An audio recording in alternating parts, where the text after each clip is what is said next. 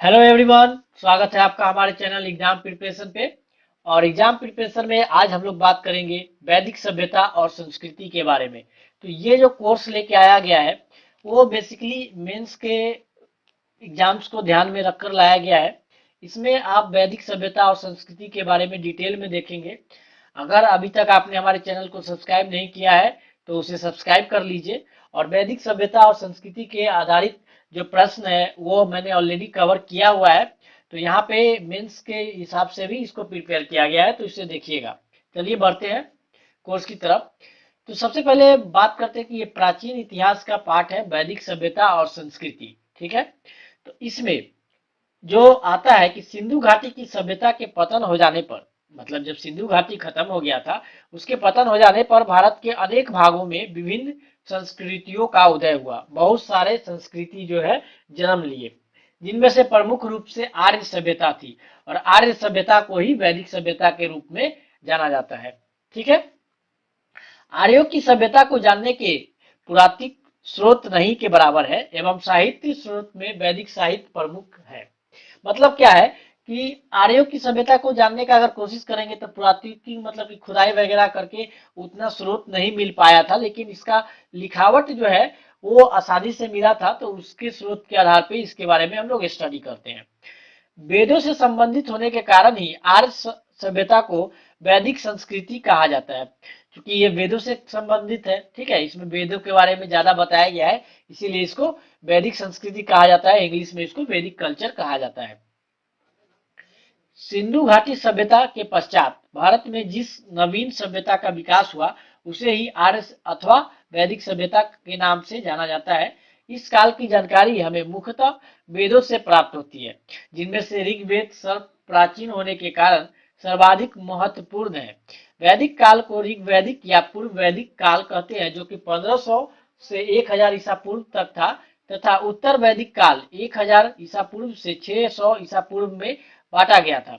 वैदिक काल या वैदिक समय 1500 ईसा पूर्व से लेकर 500 ईसा पूर्व तक था। शहरी सिंधु घाटी सभ्यता के अंत और उत्तरी मध्य गंगा में शुरू होने वाले एक दूसरे शहरीकरण के बीच उत्तरी भारतीय उपमहाद्वीप के इतिहास में यह एक समय है जब सिंधु घाटी के खत्म होने पर, पतन होने पर वैदिक सभ्यता का उदय हुआ था। आगे बढ़ते हैं। तो ऋग्वैदिक जो है ऋग्वैदिक काल का एकमात्र रचना था।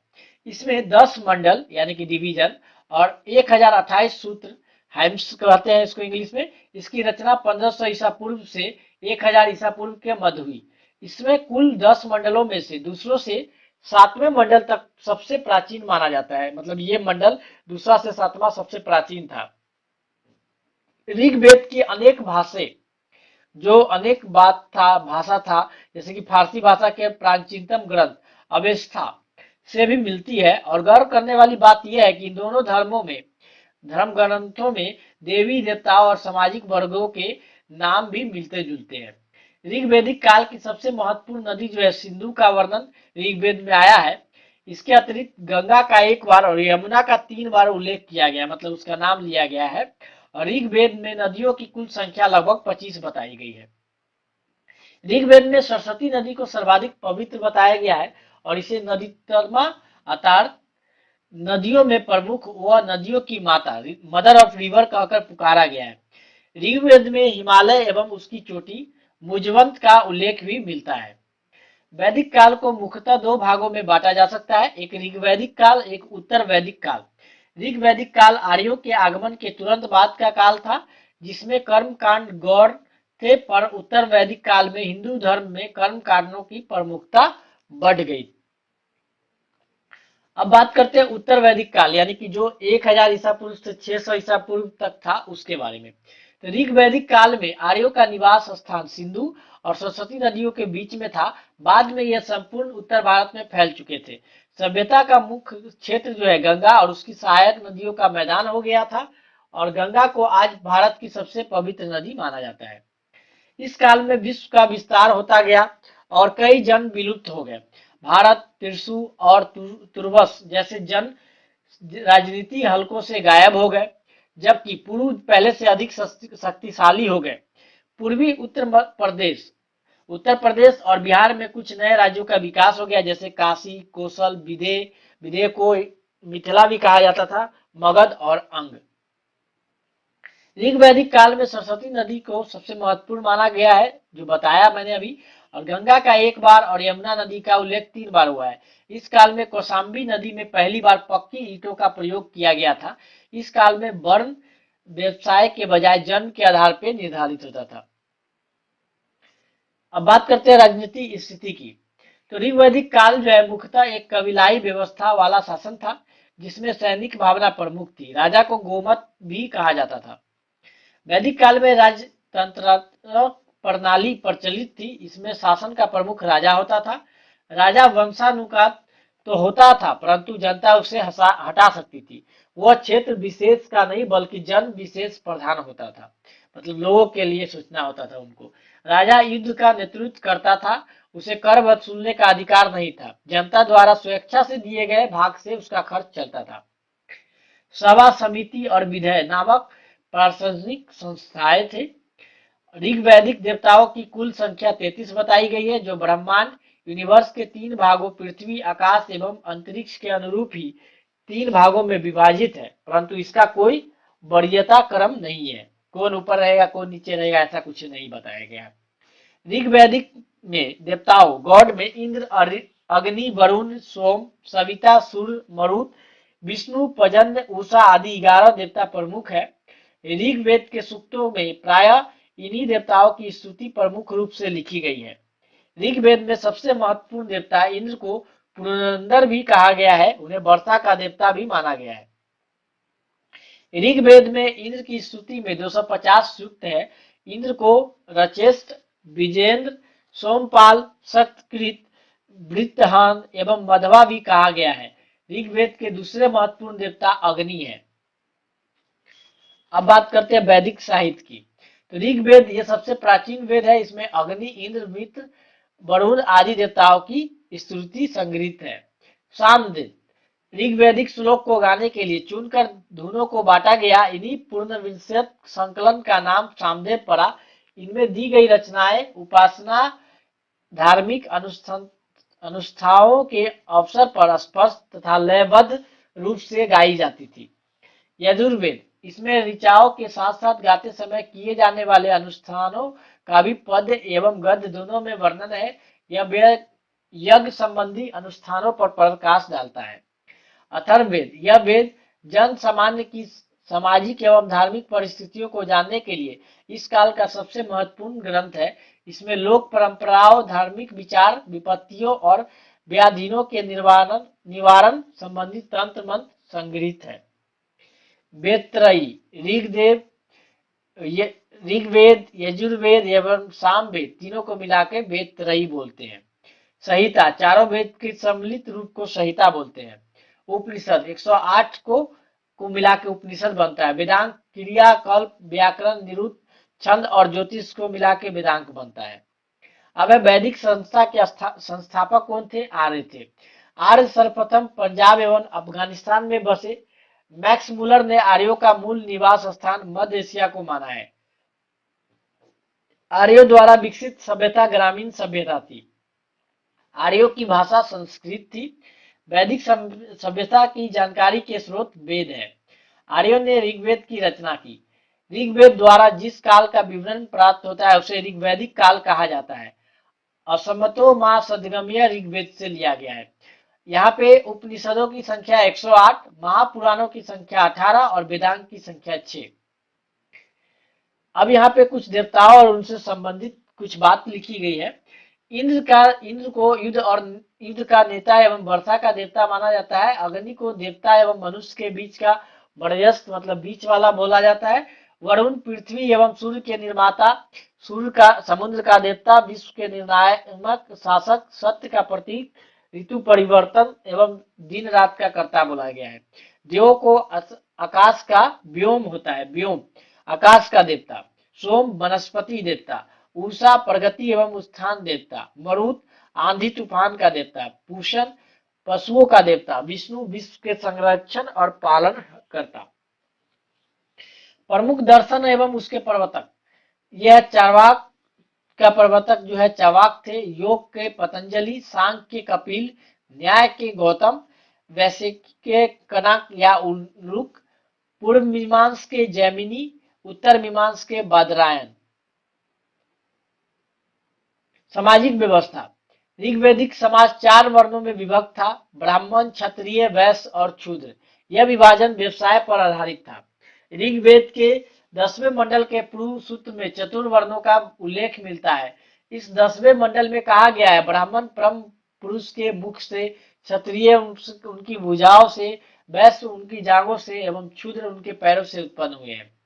आर्यों का समाज जो है प्रीति प्रधान समाज था। समाज की सबसे छोटी इकाई परिवार या कुल थी, जिसकी मुखिया पिता होते थे, जिसे कुलप कहा जाता था। स्त्रियां इन काल में अपने पतियों के साथ यज्ञ कार्य में भाग लेती थी। बाल विवाह एवं पर्दा प्रथा का प्रचलन नहीं था उस समय। विधवा अपने मृतक पति के छोटे भाई देवर से विवाह कर सकती थी। स्त्रियां उस समय शिक्षा ग्रहण करती थी।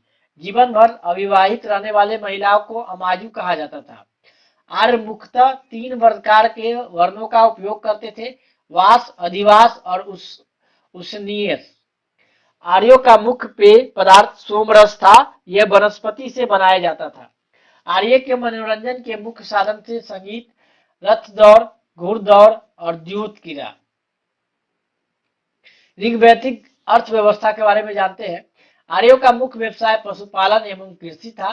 गाय को अघन्य माना जाता था, उसको न मारने योग्य पशु की श्रेणी में रखा जाता था। आर्यों का प्रिय पशु घोड़ा एवं सर्वाधिक प्रिय देवता इंद्र थे। व्यापार हेतु दूर दूर तक जाने वाला व्यक्ति को पनी कहते थे। लेन देन में वस्तु विनिमय की प्रणाली प्रचलित थी।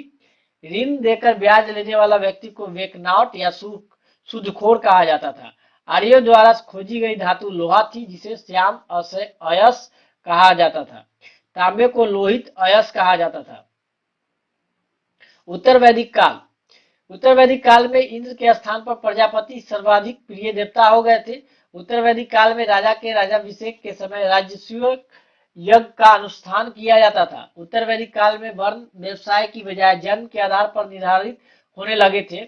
उत्तर वैदिक काल में हल को सिरा, हल रेखा को सीता कहा जाता था। उत्तर वैदिक काल में निस और शतमान मुद्रा की इकाई थी। सांख्य दर्शन भारत के सभी दर्शनों में सबसे प्राचीन था। इसके अनुसार मूल तत्व 25 है, जिसमें प्रकृति पहल तत्व है। सत्यमेव जयते मुंडकोश निषद से लिया गया है। इसी उपनिषद में यज्ञ की तुलना टूटी नाव से की गई है। गायत्री मंत्र सवित्री नामक देवताओं को संबोधित है, जिसका संबंध ऋग्वेद से है। उत्तर वैदिक काल में कौशाम्बी नगर में प्रथम बार पक्की ईंटों का प्रयोग किया गया। गोत्र नामक संस्था का जन्म उत्तर वैदिक काल में हुआ। महाकाव्य 2 है, महाभारत और रामायण। महाभारत का पुराना नाम जय संहिता है। यह विश्व का सबसे बड़ा महाकाव्य है। वैदिक सभ्यता के कुछ महत्वपूर्ण क्वेश्चन आंसर। पूर्व वैदिक या ऋग वैदिक संस्कृति का काल किसे माना गया है? 1500 ईस्वी से 1000 ईसा पूर्व। उत्तर वैदिक संस्कृति का काल किसे माना गया है? 1000 ईसा पूर्व से 600 ईसा पूर्व। आर्य शब्द का शाब्दिक अर्थ क्या है? श्रेष्ठ या कुलीन। उत्तर वैदिक काल के वेद विरोधी और ब्राह्मण विरोधी धार्मिक अध्यापकों को किस नाम से जाना जाता था? श्रमण। वैदिक गणित का महत्वपूर्ण अंग है शुल्ब सूत्र। किस वेद में प्राचीन वैदिक युग की संस्कृति के बारे में सूचना दी गई है? ऋग्वेद। भारत के राज्य चिन्ह में प्रयुक्त होने वाला शब्द सत्यमेव जयते किस उपनिषद से लिया गया है? मुंडक उपनिषद। ऋग्वैदिक आर्यों का मुख्य व्यवसाय क्या था? पशुपालन। ऋग्वेद में संपत्ति का प्रमुख रूप क्या है? गोधन। ऋग्वेद के किस मंडल में क्षुद्र का उल्लेख पहली बार मिलता है? 10वें मंडल में। वैदिक धर्म में किसकी उपासना करने का मुख्य लक्षण था? प्रकृति। शुल्ब सूक्त किस विषय से संबंधित पुस्तक है? जैमित्री। आर्यों की भाषा क्या थी? संस्कृत। आर्यों का समाज कैसा था? प्रीति प्रधान। आर्यों का मुख्य पेय पदार्थ क्या था? सोमरस। आर्यों का प्रिय पशु क्या था? घोड़ा। आर्यों का सर्वाधिक प्रिय देवता कौन थे? इंद्र। आर्यों द्वारा खोजी गई धातु क्या थी? लोहा। उत्तर वैदिक काल में राजाओं के राज्याभिषेक के समय कौन सा यज्ञ का अनुसंधान या अनुष्ठान किया जाता था? राजसूय यज्ञ।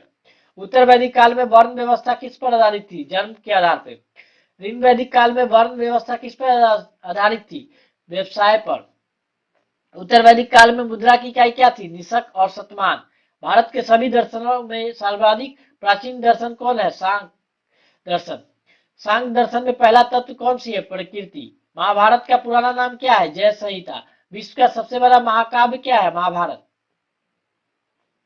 प्राचीन भारत में निषक से जाने जाते थे स्वर्ण आभूषण को। योग दर्शन के प्रतिपादक कौन थे? पतंजलि। उपनिषद पुस्तकें किस पर आधारित है? दर्शन पर। आरंभिक वैदिक साहित्य में सर्वाधिक वर्णित नदी कौन सी है? सिंधु। अध्यात्म ज्ञान के विषय में नचिता और यम का संवाद किस उपनिषद में प्राप्त होता है? कठोपनिषद। कपिल मुनि द्वारा प्रतिपादन दार्शनिक प्रणाली है? सांख्य दर्शन।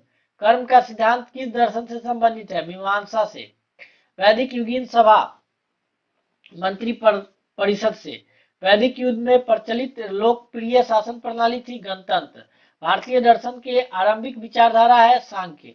ऋग वैदिक युग की प्राचीनतम संस्था कौन थी? विदत। गोत्र व्यवस्था प्रचलन में कब आई? उत्तर वैदिक काल में।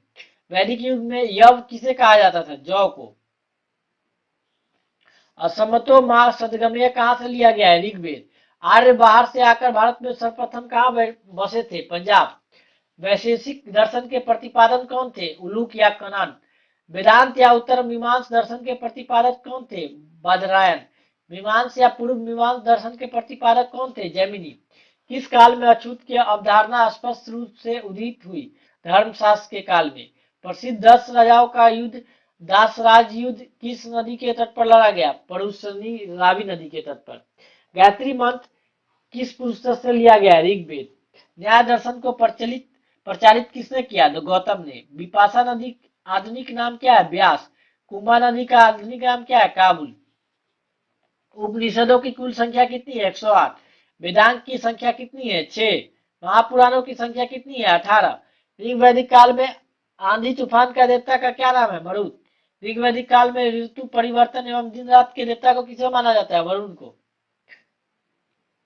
विहित शब्द किसके लिए प्रयुक्त है? चावल। आदि काव्य की संज्ञा किसे दी जाती है? रामायण। ऋग्वेद में सबसे पवित्र नदी किसे माना गया? सरस्वती। वैदिक काल में आधारभूत इकाई थी कुल या कुटुंब। उत्तर वैदिक काल में किस देवता को सर्वोच्च स्थान प्राप्त था? प्रजापति। संस्कारों की कुल संख्या कितनी है? 16। पूर्व वैदिक आर्यों का धर्म प्रमुखता क्या था? प्रकृति पूजा या यज्ञ। वैदिक नदी कुंभा का स्थान कहाँ निर्धारित होना चाहिए? अफगानिस्तान में। तो दोस्तों ये सब थे वैदिक काल के ऊपर आपके मेंस और प्री पे आधारित प्रश्न और उसका एक्सप्लेनेशन। तो अगर आपको हमारा चैनल अच्छा लगे तो प्लीज एग्जाम प्रिपरेशन को सब्सक्राइब करना ना भूले और हमारे साइट www.knowledgebubbles.in पे आप विजिट कर सकते हैं। थैंक यू, बने रहिए हमारे साथ हमारे चैनल पे।